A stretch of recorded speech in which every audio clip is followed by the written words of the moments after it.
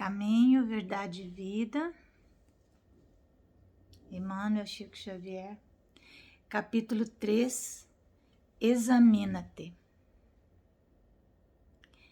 Nada façais por contenda ou por vanglória, mas por humildade. Paulo, Filipenses 2:3. O serviço de Jesus é infinito. Na sua órbita, há lugar para todas as criaturas e para todas as ideias sadias em sua expressão substancial. Se na ordem divina cada árvore produz segundo a sua espécie, no trabalho cristão cada discípulo contribuirá conforme sua posição evolutiva. Nós vemos que há uma conexão com o capítulo 2. Né? A experiência humana não é uma estação de prazer. O homem permanece em função de aprendizado. E nessa tarefa é razoável que saiba valorizar a oportunidade de aprender, facilitando o mesmo ensejo aos semelhantes. O apóstolo Paulo compreendeu essa verdade, afirmando que nada deveremos fazer por espírito de contenda e vanglória, mas sim por ato de humildade. Quando praticares alguma ação que ultrapasse o quadro das obrigações diárias, examina os móveis que a determinaram.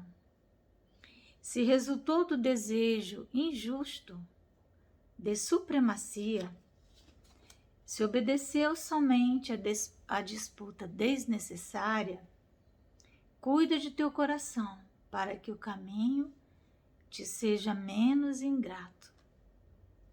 Mas, se atendeste ao dever, ainda que haja sido interpretado como rigorista e exigente, incompreensivo e infiel, recebe as observações indébitas e passa adiante. Continua trabalhando em teu ministério, recordando que por servir aos outros com humildade, sem contendas e vanglórias, Jesus foi tido por imprudente e rebelde, traidor da lei e inimigo do povo, recebendo com a cruz a coroa gloriosa. Então, examinarmos a nós mesmos, o autoconhecimento, para que possamos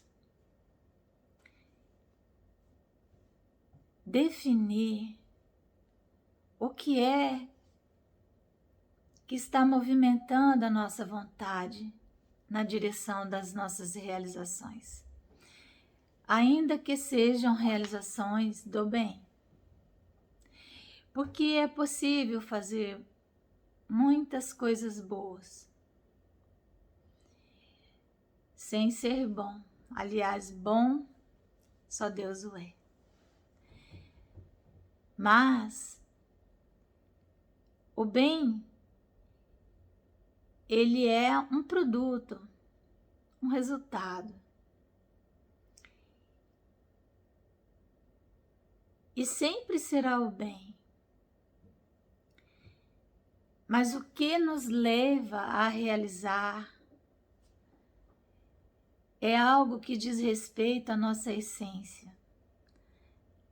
É algo que diz respeito ao nosso padrão evolutivo, ao nosso centro de interesses. Qual é o centro de interesse mais vigoroso que nós temos e que movimenta a nossa vontade?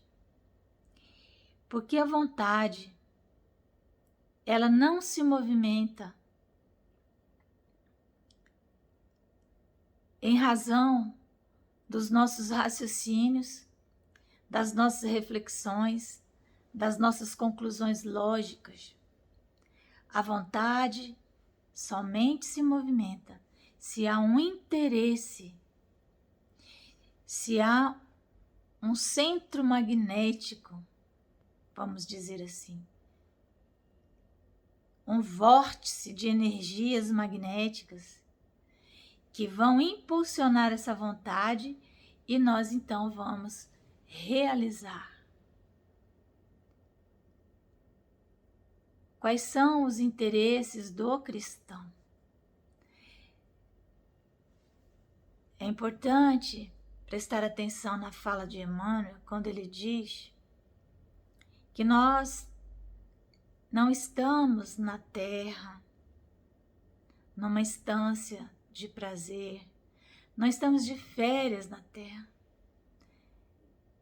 O homem reencarnou nessa dimensão para aprender. Então, os nossos movimentos precisam ter esse objetivo sempre. Aprender, realizar,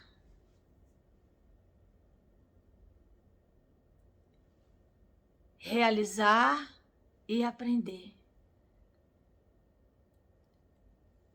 É um círculo virtuoso.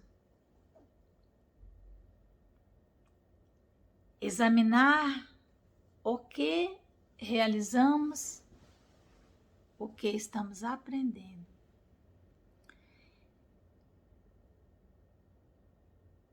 Então Jesus, ele procurava gerar nos seus seguidores, nos seus discípulos, centros de interesse.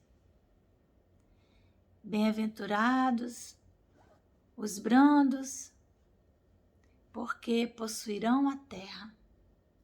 Então ele coloca uma virtude que deveria ser um objetivo do cristão, mas ele dava junto com isso um para quê, uma razão pela qual o homem deveria perseguir essa virtude, a brandura, para que ele pudesse possuir a terra. Num primeiro momento, possuir a terra foi interpretado como a posse de um território, de coisas materiais, da terra e das suas benesses. Mas possuir a terra significa valer-se dos recursos da terra,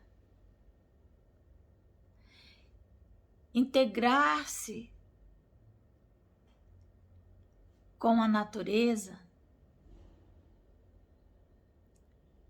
usufruindo de toda essa rede de solidariedade que o universo significa.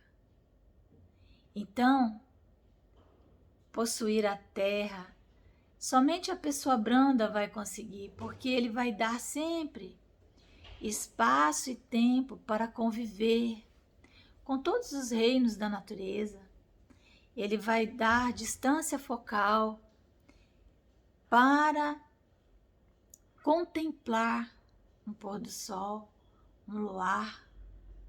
Vai se permitir essas realizações, a realização desses valores, que são os valores vivenciais.